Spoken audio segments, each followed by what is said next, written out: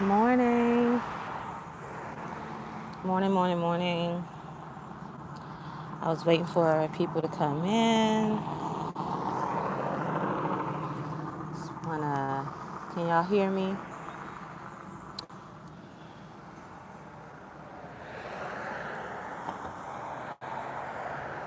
Hey, good morning. Peace, peace, peace, peace, peace, peace and light. Sending all that good energy y'all way. Peace, peace, peace, peace.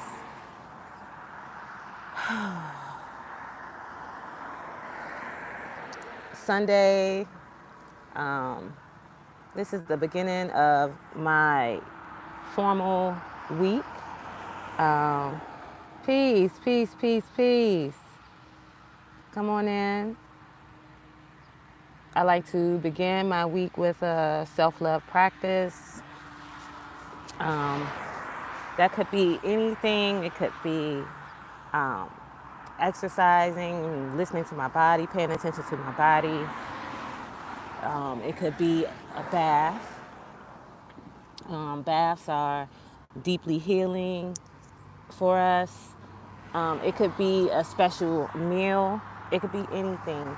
But I want to talk about why a self-love practice is useful and necessary and why we get to integrate these practices in our lives regularly, why it's necessary for us to have it. One, self-love practices help us. Peace, peace, peace, peace. Self love practices help us build our cachet, build our foundation for loving ourselves and keep us from looking outside for love and attention. Peace, peace, peace, peace. And allows us to flourish in our own way, allows us to understand and see ourselves on a deeper and more practical level. There is a saying, if you ever rode a plane before, they'll say, even if you have a kid, put on your mask and your, what do you call that thing? Floaty device before you do your child. Because if you put theirs on and you're dead and they're in the water just floating around, right? Who's going to help them, right? So you need to take care of you first. And this is what a self-love practice will instill. It will help you realize how you come first and how make you see that in the spaces where you're not showing up first in your life, where you're expecting other people to show up first, where you're giving your power away and allowing yourself to become a victim in certain situations so that you show up as not powerful, not a vet, not like you don't have it together when in fact you do. You have all the tools that you need in order to make your life wonderful, amazing, abundant, and prosperous. But it begins with loving yourself first. It begins with seeing yourself and expanding on what that is and what that looks like for you. And every self love practice is going to look different. Like I said at the beginning, there's tons of different self love practices. Some people, cooking could be a self love practice, exercise could be a self love practice, dancing could be a self love practice, drawing could be a self love practice, affirmations could be a self love practice, making, creating things could be a self love practice, and all types of hobbies can be a part of your self love practice. Journaling can be a self love practice. My main self love practices are journaling, yoga, writing. Not just, I write stories, short stories, um, as well as I would say one of my main self love practices is taking baths. I love to take baths. If I could, I would take a bath 3 times a day. Truly a mermaid. And I love the water as I'm a Cancer, and that's my sun sign, and I just love water. It's very peaceful to me and calming. So if I could take a bath or be at the beach every day, that's a really huge part of my self-love practice, is being near water. And we have to identify these things so that we can know what we need when we're feeling depleted, and you can pull it out and do it. When you're feeling depleted, you're usually going to be blaming, criticizing, resentful, angry, frustrated. That means your energy is low. That means you haven't been taking time for yourself. You haven't been taking care of yourself in a certain kind of a way because you're feeling victimized on some level. Yourself feeling victimized, the only way to change that energy is to fill your cup up. You never give. I always explain self-love like this. If you have a cup of water and it's only half full, you have nothing to give. You have nothing to give. I know we are not taught that way. I know we are taught give until your cup is empty. But realistically, that will have you resentful, angry, pain, having a lot of pain in yourself versus waiting until you fill your cup up and then filling it up some more until it overflows. What you should be giving to others is your overflow. And until you can get to the point where you're giving your overflow consistently and not giving from yourself, you shouldn't be giving on a certain level. And people have a hard time with saying no. It's not about saying no, I can't do that, but I can do this. You have to say what you can do, not what, sometimes what people come to you, the ask they come to you is not something you can do. And your authentic self, when you are filling up your cup consistently, will tell you, I don't have this. I don't have the ability to do this thing right now. So I need to preserve myself. But how can I be helpful? How can I be useful? You can still be helpful and useful without harming yourself. Thank you for the positivity. Tell that person you're absolutely right. I agree 100%. Thanks, sis. I'm a loner, but it's because of the things that I went through that you're telling her. I kept giving myself to everybody and then I give myself enough of me. Okay. Thank you so No much. problem. Take care of you and your puppy. I will. Have a blessed day. Thank you. So, yeah, I had to learn this the hard way. I used to give a lot and be, like sis just said to me, she was walking past, she heard me talking. I used to give a lot and then be resentful. Like, oh, this person doesn't care about me, or they're taking advantage of me, or I'm not going to do this anymore, or whatever. Because I didn't have boundaries. I didn't have clear boundaries that made sense for me. I knew that you can be a giving person and still have boundaries. But for some reason, I wasn't implementing my boundaries properly. Like if somebody I really wanted, I cared about, and I wanted to think well of me, I would overstep my own boundaries so that they could be comfortable. What I learned was that I was creating discomfort for them in any way because I was so uncomfortable that I would end up being antagonistic and nasty and resentful and hateful and mean, instead of being my normal loving self, because I wasn't being authentic and I wasn't being honest. Authenticity plays a big role in how we show up in the world. If for some reason we cannot be authentic with the people that we're around, then that for me, I don't know about what that means for you, but for me, if I can't have an authentic space where I can be myself and feel comfortable, then we don't have a friendship. We don't have a connection. We don't have anything. And I manage those connections with people who I cannot be authentic with in a totally different way than I manage the connections that I have spaces with people that I can be authentic with. When I have a space where I'm authentic and I can be myself and I feel safe, I flourish. I make good decisions. I connect on a deeper level to that person. My awareness of that person is deeper and grander and more appreciative. When I don't have connections where I can be myself, those relationships generally don't flourish.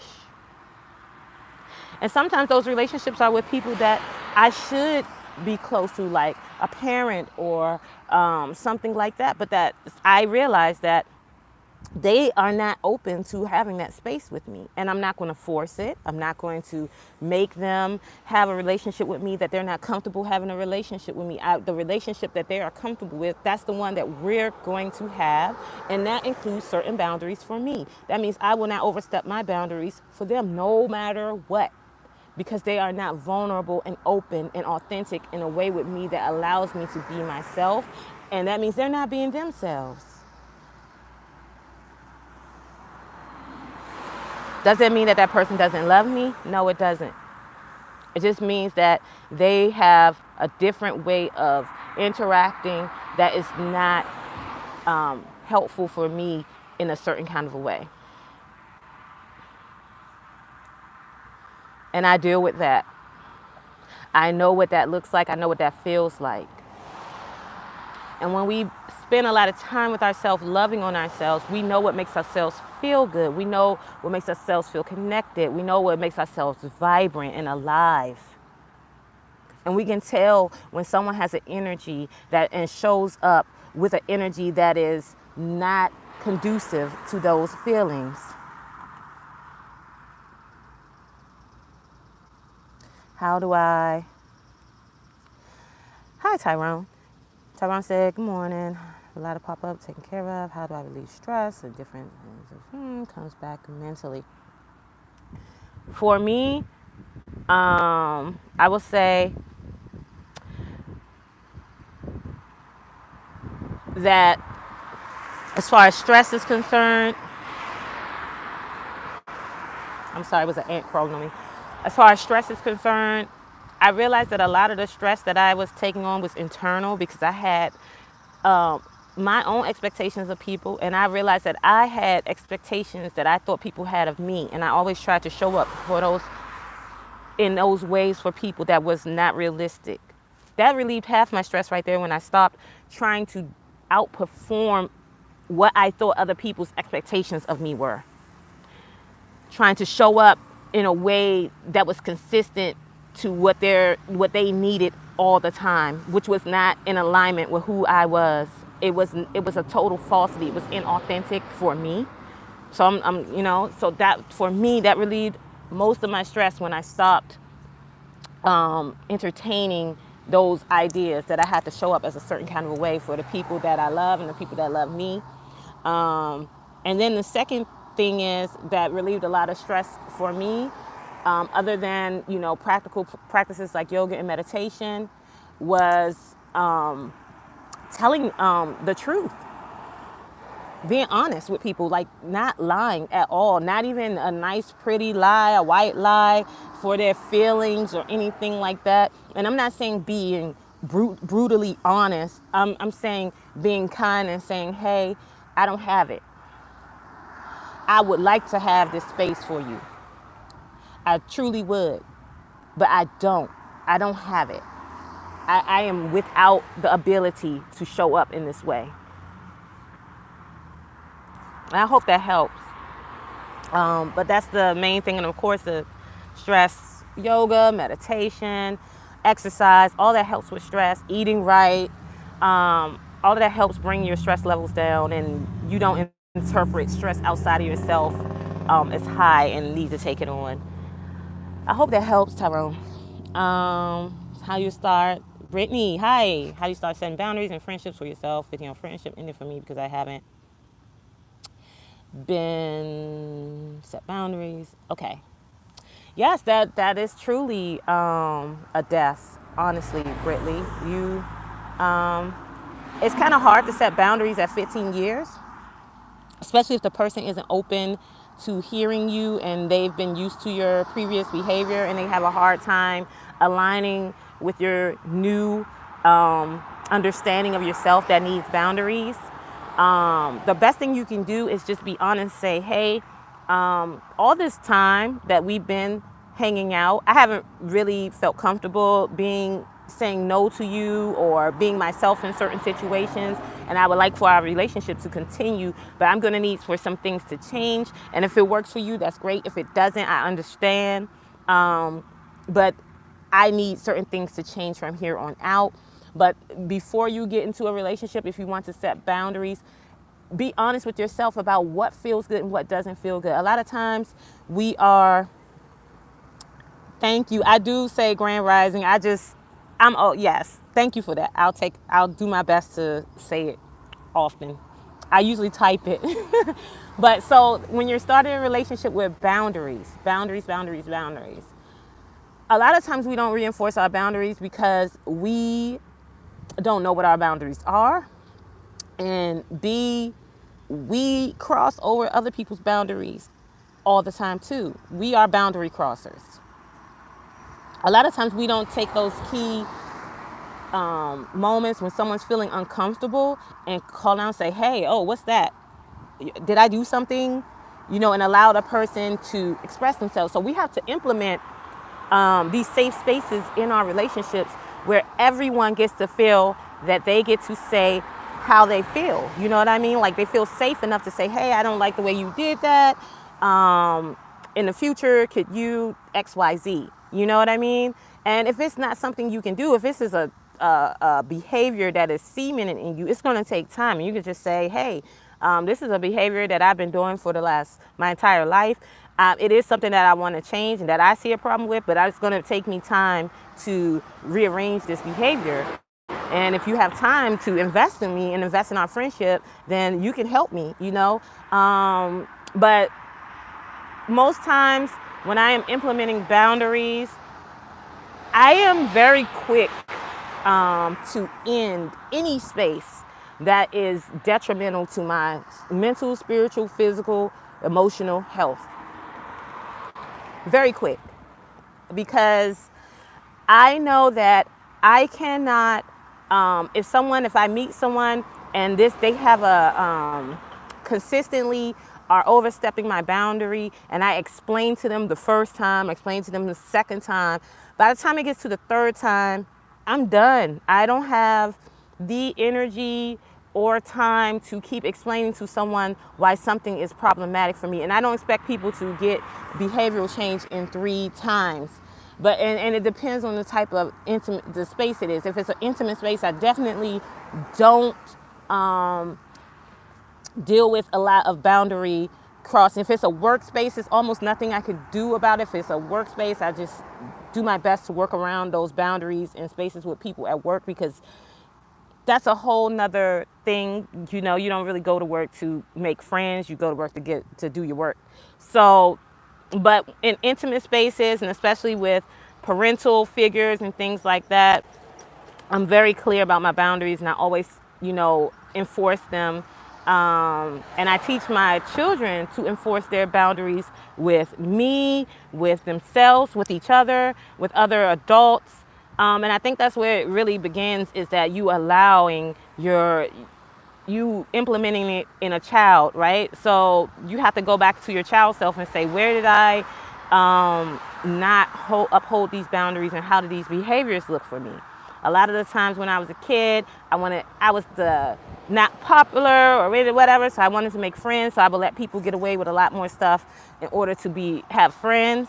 But now that I'm an adult and I don't necessarily need friendships, I can recognize where those behaviors that are old in me, that existed since I was a kid, show up and are not useful, right? So say, if I meet somebody, I think they're cool and I like them, but they are not respectful of my space, then that's the end of it. They were a cool person, but they don't get to be in my space because they don't know how to engage with me on a certain level. But I think that what we get to do is stop trying to fix people and make them show up the way we need them to show up. Sometimes people are just not meant to be in your life. Sometimes people are not meant to be your deep, close, intimate friend. They're supposed to be a peripheral person on the outside. And that this person has an issue with overstepping your boundaries, and it's not personal. That's the other thing we get. Most of the times, it's not personal. It's just the person's behavior. It's the way they've been introduced to a behavior, and they have not seen a problem with it. It has worked for them so far, and they're not ready to give it up. But we get to be in charge of what we allow in our space. So basically, I would just not deal with it. And that helps me a lot. Like, a lot of my friends be like, you really just don't even have time. And it's not that I don't have time. I just don't want to. I'm 44.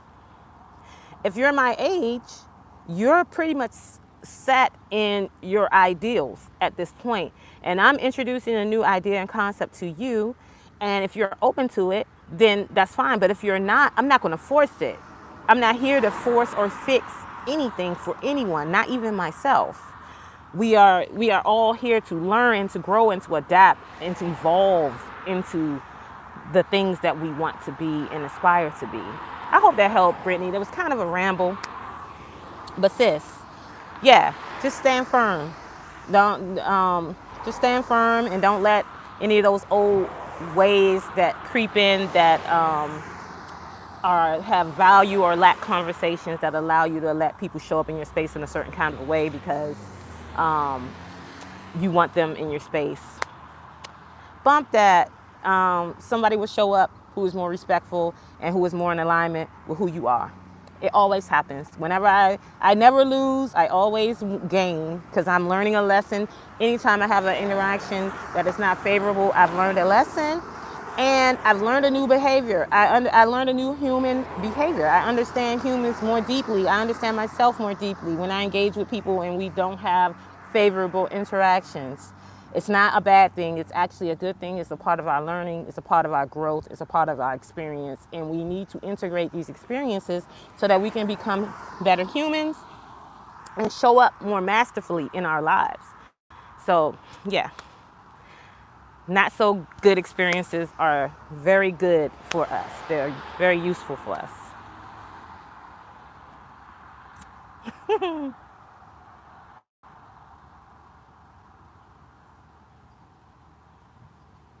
Yes, yes, sis. I'm glad that made sense because yeah, I realized that's what a lot of my boundary issues was that I had a lot of childhood angst and trauma that I carried into adulthood, and I was trying to still make friendships the same way I did as a kid, and it really was detrimental to me. So I had to change that. I had to flip it and reverse it. But yes, back to self love. So I just want to get on here really to thank y'all for the questions. I've got on here really to just remind you to love on yourself today and take care of yourselves and give yourself that extra energy that you need in order to make it through the week. Because you deserve it. We deserve to be embraced by ourselves. I know that the world teaches us that we need to be embraced by other people and that we need to be looking outside of ourselves constantly for love, for attention, for understanding, for all types of things.